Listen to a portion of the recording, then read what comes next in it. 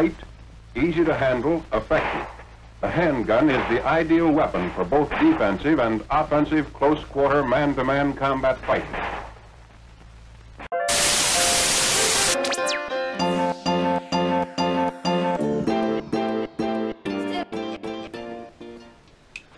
Bonjour à tous, aujourd'hui test d'une arme que tout le monde connaît, le 1911 A1.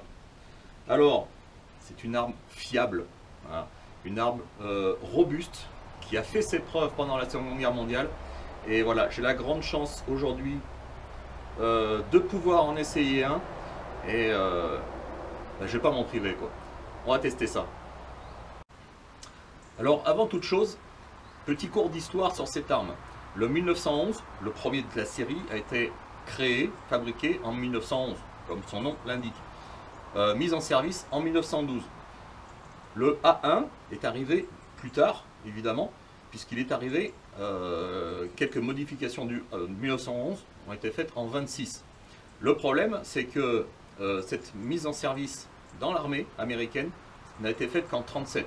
Pourquoi en 37? Parce qu'entre 26 et 37, il y a eu un événement très important aux États-Unis, ça a été la crise de 29. Et la crise de 29, ça a fait plonger les marchés boursiers, ça a tout fait plonger, l'économie s'est effondrée complètement, et l'industrie de l'armement aux États-Unis aussi en a pâti. Donc, tout ce qui était commande pour l'armée, d'armement, de tout, ça a été complètement annulé. Donc cette arme, elle a été vraiment mise en service en 37. Disons que c'est bien tombé puisque la Seconde Guerre mondiale est arrivée juste après. Alors, cette arme, elle a été fabriquée par plusieurs usines pendant la Seconde Guerre mondiale. Parce que quand on dit une arme comme ça, voilà, j'ai un Colt 45, non, je n'ai pas un Colt 45. C'est une abréviation qu'on fait un peu rapide. C'est un 1911, voilà, 1911 A1. Et pendant la Seconde Guerre mondiale, cette arme a été fabriquée sous différentes licences, dont Colt. Il a été aussi fabriqué par Singer, il a été fabriqué par Ithaca, Remington, Union Switch and Signal, Harrington Richardson, 500 exemplaires, hein, très peu. Et voilà, je crois qu'il y en a peut-être une autre que j'ai oubliée. Mais il ne faut pas l'oublier, voilà, ça a été fait sous licence par beaucoup d'usines. Donc au total, la production de 1911 et de 1911 A1 jusqu'en 1945, en gros, hein, a été à peu près de 2 550 000 exemplaires. C'est beaucoup et c'est peu à la fois, puisque si vous prenez le fusil de l'infanterie américaine à cette époque-là, c'est-à-dire le M1 Garand, il était fabriqué à plus de 5 millions d'exemplaires. Alors c'est normal, parce que ces armes, normalement, étaient destinées aux officiers et aux sous-officiers. L'homme du rang, généralement, n'avait pas ce genre d'armes, sauf peut-être dans les blindés, là où une carabine, un fusil n'avait pas sa place. Bon. Alors, pour la petite histoire, ce modèle est un Ithaca. Ithaca, c'est, on va dire, la bête noire, on va dire supposée, hein, entre guillemets, des fabricants américains de l'époque. Ithaca Gun Company, la société existe encore. Hein. Regardez sur internet et vous la trouverez. Et ils en fabriquent encore dès 1911. Ces sociétés avaient, on va dire, mauvaise réputation, puisque c'était, voilà, il était vraiment à la limite des spécifications réglementaires à l'époque, c'est-à-dire, voilà, le cahier des charges était donné pour une telle fabrication, et eux, ils étaient un petit peu à la limite de l'acceptable. Et donc, ces 45 Ithaca étaient principalement expédiés en Angleterre, et forcément aux Alliés, c'est-à-dire nous, Français. Et la majorité de ces armes ont été parachutées pour le maquis, pour la résistance, et c'est pour ça que je pense que celui-là est aussi arrivé dans les mêmes conditions. Voilà. Bon, alors, le 45 ACP, puisque c'est son calibre, chargeur de 7 coups, l'arme pèse 1 kg 180. Voilà, quand on l'a en main quelques minutes, on sent bien que c'est de la ferraille, hein, c'est pas du polymère, c'est pas du plastoc. Hein. Et voilà, c'est ce qui fait tout le charme de cette arme que honnêtement j'aimerais avoir. Bon, c'est une arme qui coûte assez cher, hein, quand on les trouve sur internet, les prix, c'est vraiment très très cher. Bon là, J'ai la chance qu'on m'a prêté cette arme uniquement pour la vidéo. Et je leur remercie au passage. Et voilà. Je vais, comme j'ai dit au début de la vidéo, je ne vais pas m'en priver. J'ai placé une cible silhouette à 25 mètres. Alors, étant mauvais tireur au pistolet, j'espère faire un petit peu mieux pour la vidéo. Et on verra tout ça par la suite. Alors voilà, la cible est à 25 mètres. Alors, on m'a confié de la GECO pour l'essai. Alors, effectivement, hein, ça fait de jolis pruneaux. Hein. C'est très très sympa. Et donc, je vais essayer d'en tirer 5. Voilà. Alors, je suis désolé pour la qualité de la vidéo. J'espère que c'est pas un peu foireux parce que voilà, j'ai choisi le seul moment de la semaine où il faisait pas beau. J'en suis désolé.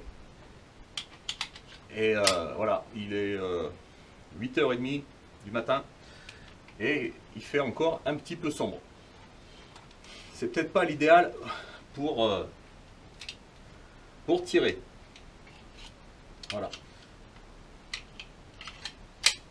Et bien c'est parti. Je commence déjà à faire des bêtises.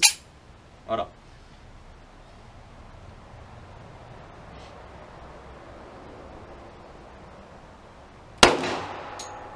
Waouh! Là, ça pète. Hein.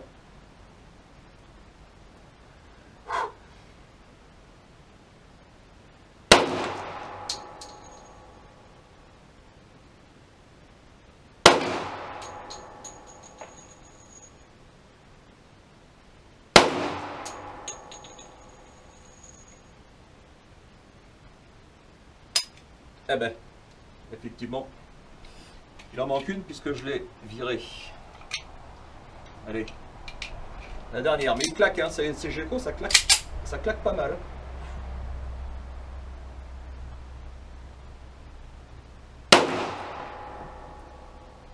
Voilà. Alors curieusement, la culasse reste pas en arrière.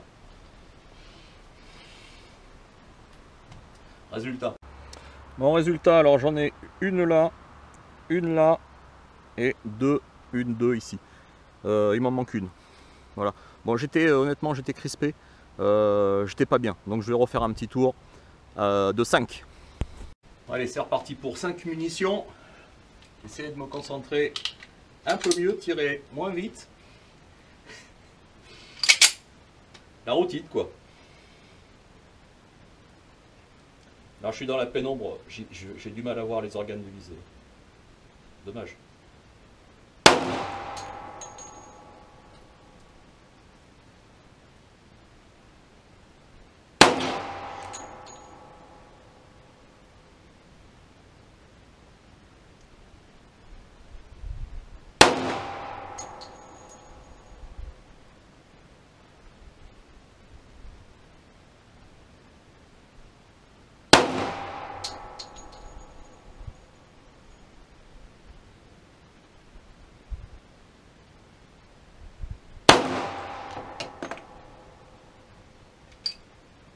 C'est fini.